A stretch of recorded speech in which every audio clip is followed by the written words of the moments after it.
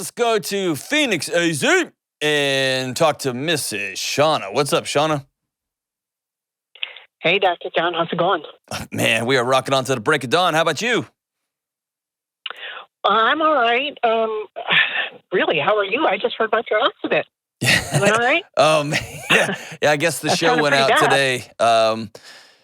Yeah, I'm getting there. It's something happened to my ribs, man. I'm still not breathing right, but I'm doing good. I'm doing good. I did get the estimate back on the Prius, and the Prius is officially gone. Prius is dead. The Prius is gone. Yeah. No more. So such it is. But thank you for asking. You're too kind. Heck of a way to start the day. I tell you what, that's exactly right. So what's up? Yeah, so the reason for my call is I'm really concerned about my husband because he has no friends. And when I say he has no friends, I mean he has nobody that he gets together with, hangs out with, calls up, has a beer, dinner, whatever. Nobody. The only person he talks to aside from me is his mom. Uh-oh. How old is he? Yeah. He is going to be 64 this year. Oh, okay. Yeah. So his mom, I don't think it's healthy. Has mom always been, yeah, kind of like the jellyfish with the tentacles around everything? Yes. You've been married to two people most of your marriage? You know, that's exactly what my counselor has said. There's 3 people in your marriage. Yes. I'm making this up as I go. That feels good. Wow. Oh, man. Yeah. So something's happened recently where you're concerned. What's going on?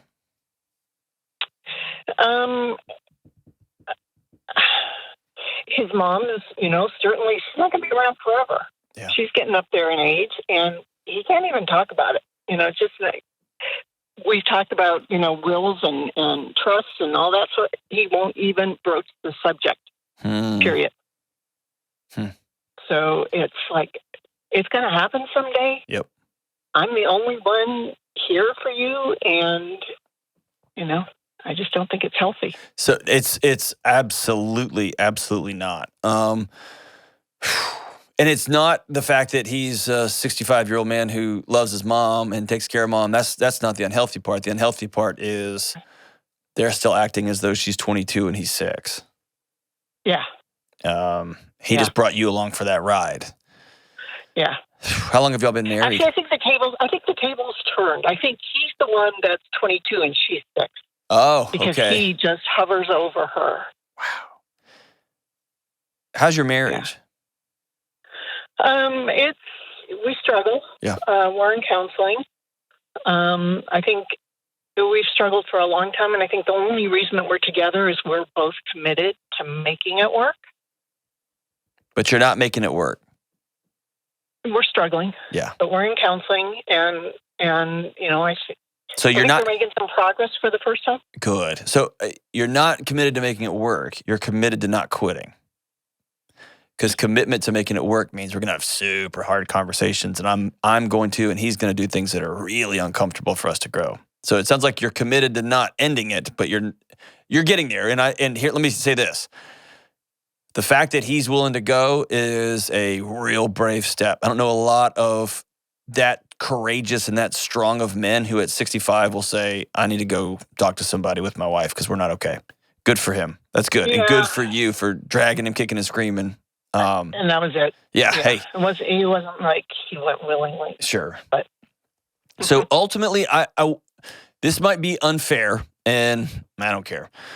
I want you in your home and with your counselor to begin to discuss his relationship with his mom as an addiction, because not her, but his interaction with her, his relationship with her is allowing him to numb out and not deal with reality. And that's what addiction is.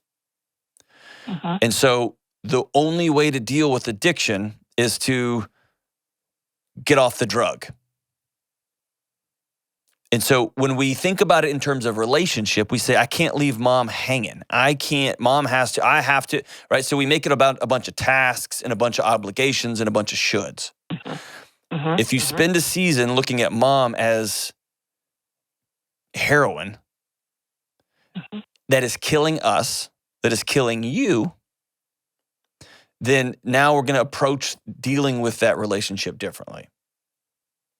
And that might mean for a season that you are the one who's going to go over and make sure mom's gutters or you're going to call the guy that's going to fix the gutters.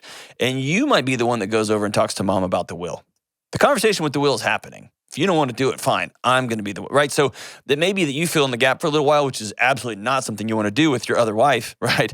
But it may be the way that he slowly weans himself off. But if he doesn't, man, hey, when this call's over, hang on the line. I'm going to send you a copy of my new book, Own Your Past, Change Your Future. And it's... I got it ordered. Oh, you did? Well, I'm going to send you another one. Yeah. That way y'all can read it together, okay?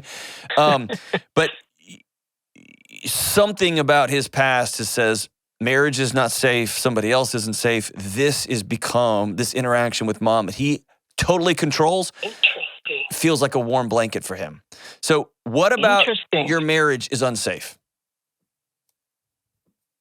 Well, for him, his ex-wife walked out on him. Ta-da! Maybe this is all coming together. James, we should start a podcast. All coming together. Yeah, we should do this for a living. So he has the first most important woman, or the second most important woman in his life after mom, walked out on him. Gone, right? So his body remembers that. And so I blamed mom for being a jellyfish, and you corrected me, and you corrected me correctly. So he wrapped his tentacles around the first most important woman in his life and said, this will be it. And then he wanted some romance, and you can't kiss your mom, so he got married again. And I'm confident he loves you, right? How long have y'all been married? 13 years. Okay, so y'all been in it for more than a decade. But I would be stunned if there wasn't some side eye in the special parts of his brain that are just waiting for you to leave. Oh, I agree with that 100%. And what becomes he said that. Okay, so here's what stinks about that is for whatever reason, those kind of thoughts become self-reinforcing. And when there's a part of his brain waiting for something to happen, then it leans 1 centimeter away from the blast or 2 inches away from the blast.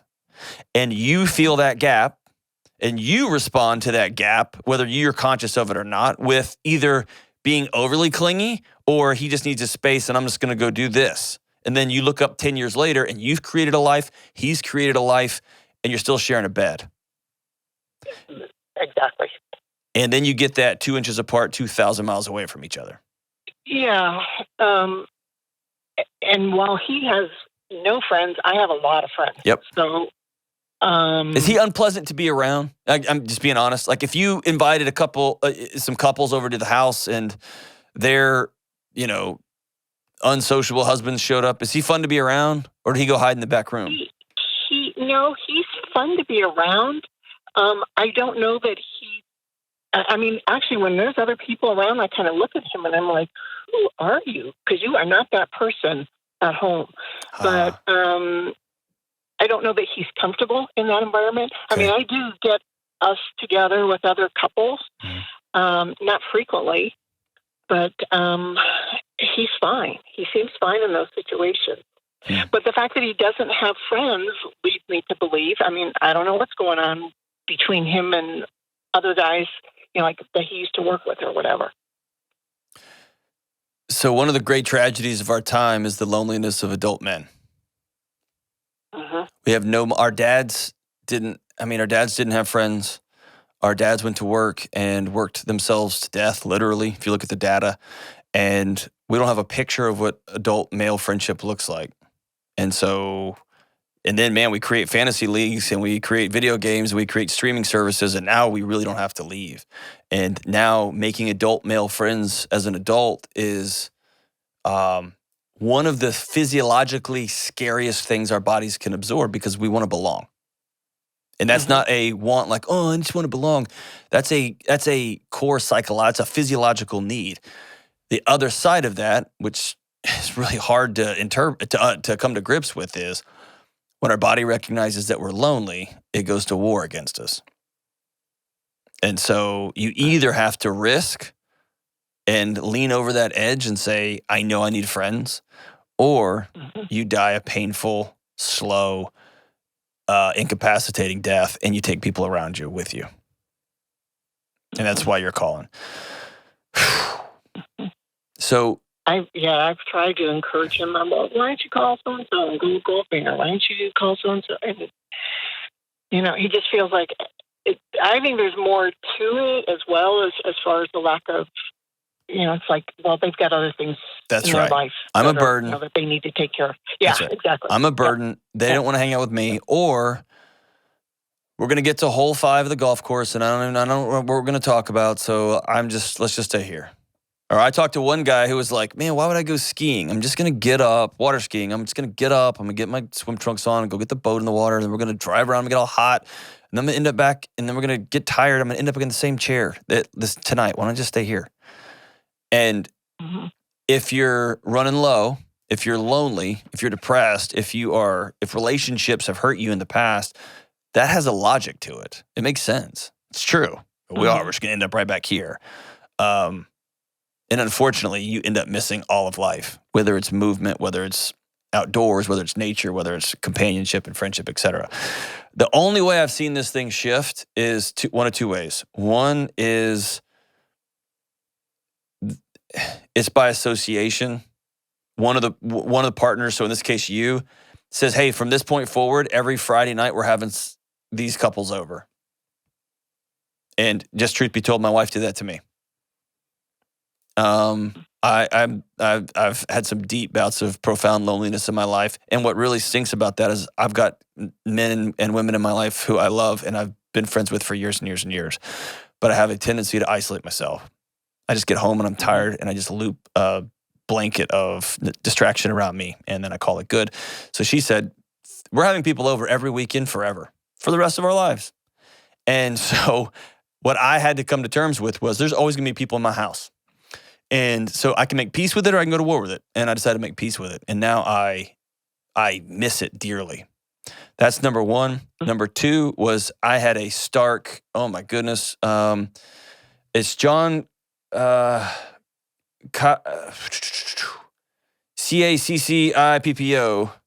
Cassiapo, is that how you say it? He wrote the book called Loneliness. And I read that book as a scientist, and I remember it was like reading a book about the damages of smoking, or reading a book about, particular nutrition stuff. Like, it was a bellwether moment. I bought it for multiple people in my life, but I read it and realized, if you don't do this, you're going to die. It's going to kill you. And it's going to be a real unpleasant way to die too, by strokes and cancer and heart disease and things like that. And so those two things, the reality of that data helped me to change. And my wife's commitment to, I'm just going to surround you with people. You're either going to get over this, or you're just going to have to go sit under our bed while the house is full of people who love you. And I opted for number two. And I'm super, super grateful that she leaned in that way. And I've got friends who won't let me go either, and vice versa. But it sounds like you've got that extra thing where you have friends, and that was kind of one of the reasons that I reached out to you, because I in listening to your show for so long, I know that you value friendship. It's everything. And it's sad that he has, and his mom doesn't either. Yeah, not like it's a model. He doesn't have a picture for it. No. And there's a few men in my life like Todd and John and Trevor and Craig and others that they taught me what friendship looked like. Ryan and Caleb and Chris, these guys have been in my life for years and years, for decades and decades. They taught me what it looks like. They kept showing up, right? And so it's hard when you don't have that. That's where your influence in his life will be big, and a counselor's influence in his life will be big. The challenge with trauma, especially when it comes to relational trauma, whether it's any type of sexual abuse or physical abuse or any type of abuse, is it weaponizes the very thing that keeps us alive. It weaponizes a relationship. So somewhere in there, relationships equal scary. Relationships equal pain. And until he decides I'm going to make a move past that, he's going to continue to choose safety, which makes total sense. I get it. But yeah, mom's going to go. And all of a sudden, yet another important woman in his life is going to be gone. Mm-hmm. And you see that car wreck happening in slow motion, right? Yeah. Yeah. So number one, he's lucky to have you. Like the number of men who would call my show and be like, dude, I wish my wife would tell me to go golfing or fishing or something. Good for you. Good for loving him so much that you know that he needs other people. That's amazing. Yeah. Number two, I would make a commitment to the house is going to be full of people. And I see you, husband, come alive when we do this. And so we're going to do it. And then the third thing is I would be really clear in your counseling sessions, in your counseling meetings, to talk about his loneliness, your desire for him to have friends, your commitment to put money out there or time out there, whatever that looks like. And let's be really clear about the data of loneliness. So let's do this. We're going to take a break real quick. We're going to come back and I'll run through a little bit of that data with you. Stay on the line, Shauna. We're going to send you another copy of the book that you can read, give him, and y'all can read it together. And man, I'm so grateful that you called. Let us know how this thing plays out because I'm interested. And my hope is that he gets a couple of grumpy old men that will join him in whatever adventures he wants to go on here for the last 20, 30 years of his life.